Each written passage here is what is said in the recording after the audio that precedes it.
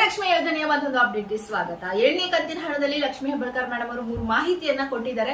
ಜೊತೆಗೆ ಹಣ ಬರ್ತಾ ಇರೋ ಮಹಿಳೆಯರೇ ಎಚ್ಚರವಾಗಿರಿ, ಯಾಕಂದ್ರೆ ಸ್ಕ್ಯಾಮರ್ಸ್ ನಿಮ್ಮ ಅಕೌಂಟ್ ನಲ್ಲಿರುವಂತ ಎಲ್ಲಾ ಹಣವನ್ನ ತಗೊಳ್ತಾ ಇದಾರೆ. ಕೆಲವೊಂದ್ ಕಡೆ ಆಗ್ತಾ ಇದೆ.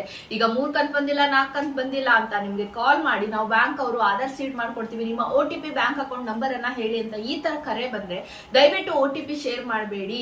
OTP ಶೇರ್ ಮಾಡೋದ್ರ ಜೊತೆಗೆ ನಿಮ್ ಬ್ಯಾಂಕ್ ಅಲ್ಲಿರೋ ಎಲ್ಲಾ ಹಣ ಹೋಗ್ಬಿಡುತ್ತೆ. ಓಕೆನಾ? ಅವ್ರು ನಿಮ್ಗೆ ದುಡ್ಡು ಕೊಡ್ಸಲ್ಲ, ಇರೋ ದುಡ್ಡು ತಗೊಂಡ್ ಹೋಗ್ತಾರೆ. ಸ್ವಲ್ಪ ಹುಷಾರಾಗಿರಿ. ಯಾವ ಬ್ಯಾಂಕ್ ಅವರು ನಿಮ್ಗೆ ಕಾಲ್ ಮಾಡಲ್ಲ. CDPUಗಳು ಮಾಡಿದ್ರು ಅಂತಂದ್ರೆ ನೀವೇ ಖುದ್ದಾಗಿ ಕಚೇರಿಗೆ ಹೋಗ್ಬಿಟ್ಟು ಏನೋ ಪ್ರಾಬ್ಲಮ್ ಅನ್ನ ಸಾಲ್ವ್ ಮಾಡ್ಕೊಳ್ಳಿ. ಇನ್ನ 7ನೇ ಕಂತಿನ ಹಣ ಈಗ ಮಾರ್ಚ್ 10 ನಂತರ ನಾವು ರಿಲೀಸ್, ಆಕ್ಚುಲಿ ನಾಳೆ ಅಂತ ಹೇಳಿದ್ದಾರೆ.